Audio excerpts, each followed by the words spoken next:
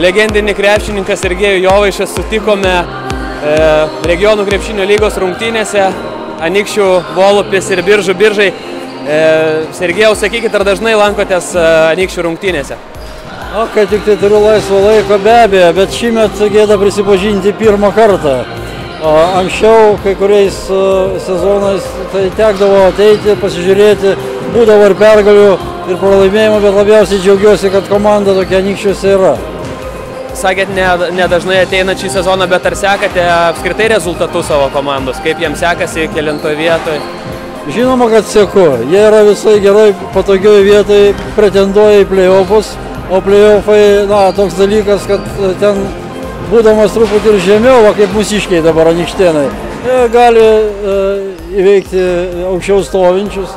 Mes matėm, praėjusiam ture laimėjo tikrai prieš Gargždus, kurie turnyrinėje lentelėje gana aukštai, bet krepšinis toks dalykas, kad galima įveikti visus, tuo labiau, kad komandos yra daugmaž apylygės.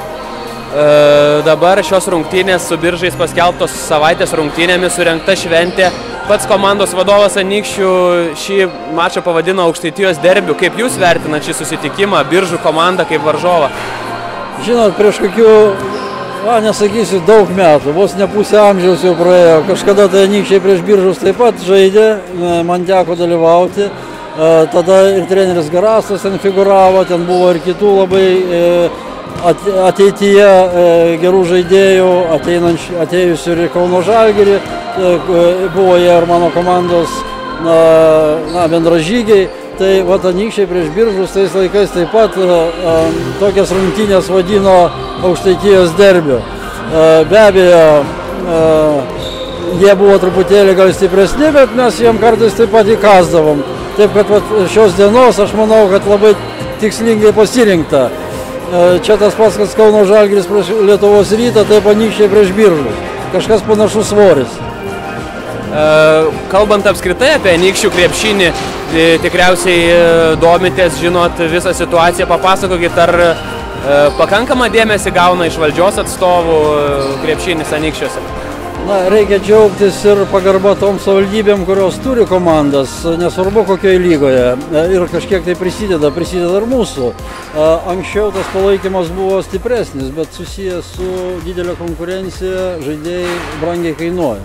Todėl šiuo metu ir Anykščiai pasitenkina RKL lygoje žaisti, nes kiekvienas žaidėjas, ypač atėjęs iš kitur, jis aišku, jam reikia ir sumokėti, kad jis atvyktų ir žaistų. Man truputėlį tas nepatinka, bet tokia realybė. Konkurencija yra didžiulė, žaidėjai yra graibstomi. Norėtųsi, kad daugiau vietinių Anykščių žaidėjų dalyvautų varžybose, bet nepavyksta, kad jie būtų komandos branduolys.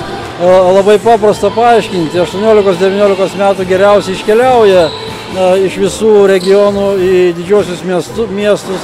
Čia reikia ir džiaugtis, ir liūdėti, džiaugtis, kad mūsų auklėtiniai užima tokias matomas vietas. Vienas Anykštėnas neseniai buvo Lietuvos jaunių rinktinės kandidatu, bet gavęs traumą jis nedalyvavo, būtų dalyvavęs, būtų medalis.